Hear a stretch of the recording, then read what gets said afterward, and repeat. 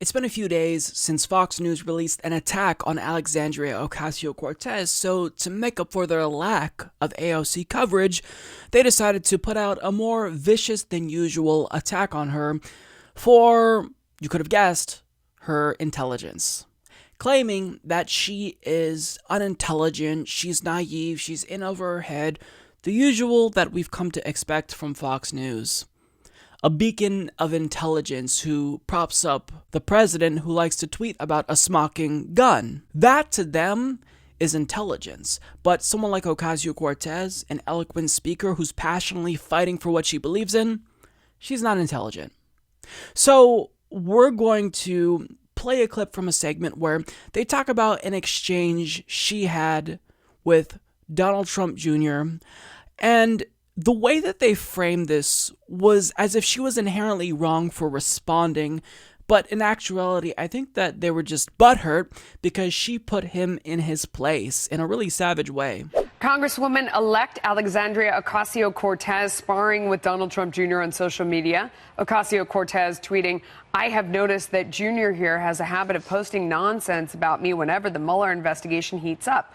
Please keep it coming, Jr. It's definitely a very, very large brain idea to troll a member of a body that will have subpoena power in a month. Have fun." That came in response to a photo Trump Jr. posted on Instagram mocking Ocasio-Cortez, who is a self-described Democratic socialist. What do you make of this back and forth? This confirms what I've long believed, which is that social media is making us all stupid, and we should unplug, turn off our phones, delete Twitter, and spend less time on it, and have actual face-to-face conversations with people. And don't just surround yourself with people that agree with you, but seek out people that disagree and have a civil conversation. But you're on Twitter. I understand this is Trump Jr., but when you see somebody you start to get into the mudslinging with the Trump team, it seems like it leads to a situation where you release your DNA results and you're less Native American than I am. I don't think that'll happen to Alexandria Ocasio-Cortez. I don't think that it's smart to throw around terms like subpoena, especially when you haven't even taken your seat yet. And as she then pointed out when she backed up off of it, I'm a freshman. I'm not going to have a good job on any of these committees anyway. So clearly we didn't get to the worst of their attack there, but I just kind of wanted to show you that clip because it kind of gives you the setup and let you know how they're choosing to frame this discussion. They basically imply that, well, even if Trump Jr. said something that was really fucked up to her and made fun of her, I don't know what it was that he said specifically. I tried to find it, but I could only stay on his Twitter timeline for so long before I've got to bail because I feel like I'm losing IQ points. But basically, the implication is that you can't go toe-to-toe with someone from the Trump administration because, it could backfire. You could be the next Elizabeth Warren and faceplant as you try to take on someone from the Trump administration or Trump's family. In other words, if they attack you and tweet out really cruel things about you, just don't respond, just shut up. Actually, no, she's going to respond. And in fact, I like when she responds because Ocasio-Cortez gives them a taste of their own medicine because they think that they could just be nasty, tweet out insulting things about progressives and liberals and get away with it. But I'm sick of it. Republicans always fight dirty, but when progressives and Democrats fight back, well, there's this implication that you can't respond to them. Just shut up. Just let them say what they want. Well, no, Ocasio-Cortez isn't a pushover. They're analyzing this entire exchange from the viewpoint that it's Ocasio-Cortez that's in the wrong. Even if she didn't necessarily instigate this exchange, she's still wrong for responding. But in this next clip that I'm going to show you, the conversation kind of takes a surprising turn because that same person who criticized Ocasio-Cortez is actually going to compliment her. But since that's clearly not what you're supposed to do on Fox News, Kennedy, one of their hosts, decided to then steer the conversation off of a cliff where she goes in and attacks Ocasio-Cortez for being an idiot. But I do think, and I'm not particularly a fan of her politics, that she's far further left than I am, she is doing something very important for transparency in Congress with the live tweeting of everything that's going on, the orientations where she's pointing out they're all lobbyists, whereas Labor, though people pointed out Labor could come if they wanted to host orientations. And I like that she's doing the videos and really involving her constituents. She's saying, you sent me here. This is what's really going on. And I think that is valuable for a public that doesn't trust people who hold elected office. No offense, you seem great. No.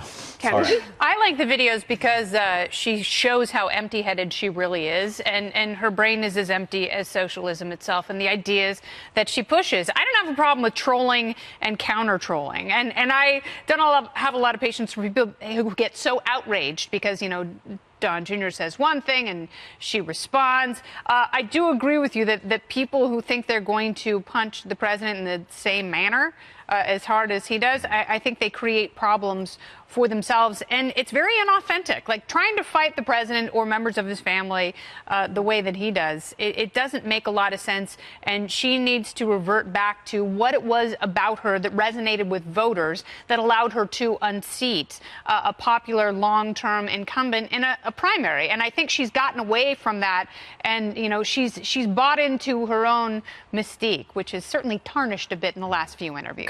So at the start of that clip, we saw the host compliment Ocasio-Cortez surprisingly on Fox News. I don't know if she got the memo that you're not supposed to do that. We saw her compliment Ocasio-Cortez because she's doing something really important for government transparency with her Instagram live streams and whatnot. But then Kennedy chimed in and said, I like the videos because she shows how empty-headed she really is, and her brain is as empty as socialism itself and the ideas that she pushes.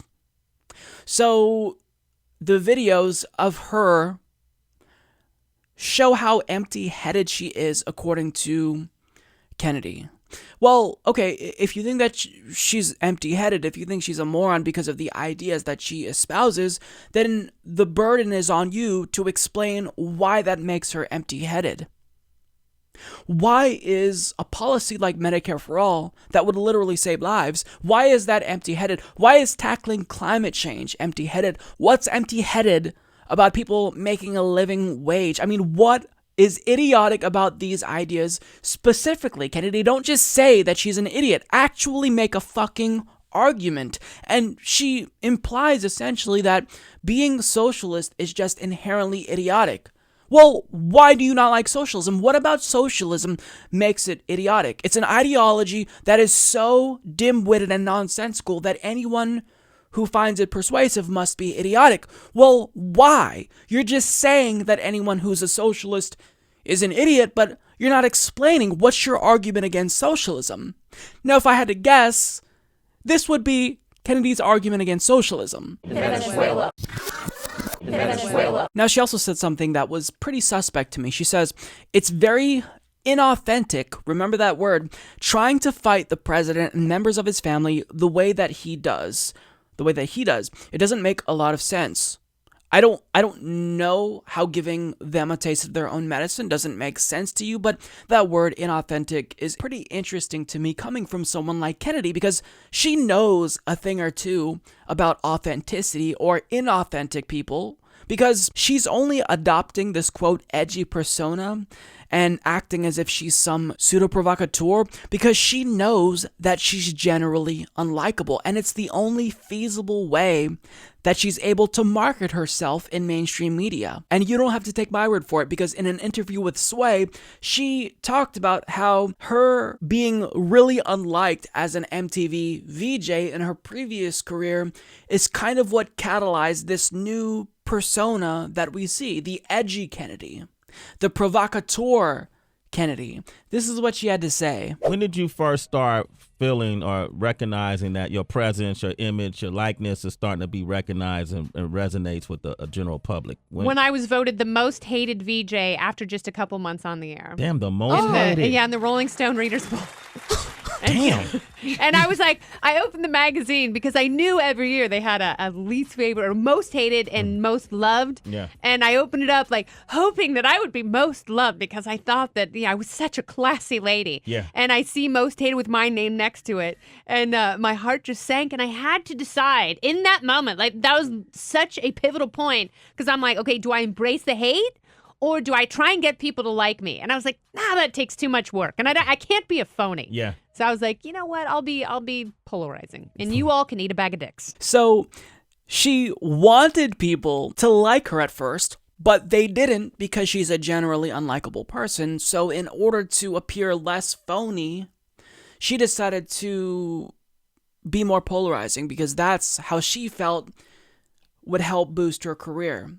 But understand that presenting yourself as something that you're not is the definition of phoniness. It's exactly what I'd call inauthentic. Until this very day, she's still a phony because she's trying to present herself as an edgy libertarian who's politically savvy, but notice how she never actually talks about the policy itself. She just talks about how people who disagree with her philosophy and libertarianism are empty-headed, are dumb. Well, isn't that convenient? Anyone who disagrees with the policies that you support is dumb. Meanwhile, you'll never actually talk about the policy substance yourself. You'll never talk about really what you believe, or you'll never try to respond to socialism or Medicare for all or why you think these are bad ideas. It's almost as if the libertarian worldview that you're espousing is indefensible in practice because it doesn't fucking work, and anytime someone of your ilk tries to defend libertarianism, they faceplant and something like this happens. What? The government doesn't do anything good. Right. Name one problem you could possibly have in your life, Joe Rogan, that you'd be like, get the government to solve this.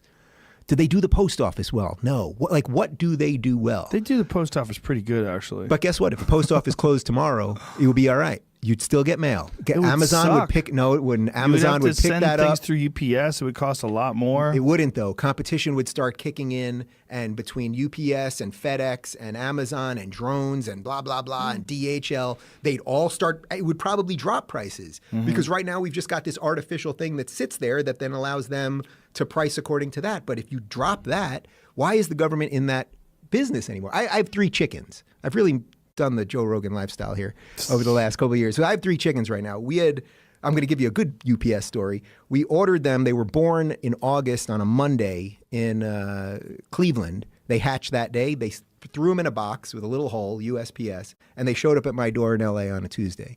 The USPS has been doing that for about 100 years. It's the only way you can do it, by the way. You can't order chickens through any other method. Oh, is it just USPS? Yeah. So actually, I was giving the USPS credit there because my chickens all arrived live. Yeah, they send them through chicks. Yeah. That's the only you're buying these live chicks. That's the way you get them. You get them through the U.S. Postal Service. But you don't get them through UPS. I'm pretty sure, though, that if the USPS stopped, it didn't exist anymore, you'd still get chickens delivered. And Amazon could probably do it even more effectively. So if we remove government regulations, then iPhones and Yelp and cameras and blah, blah, blah.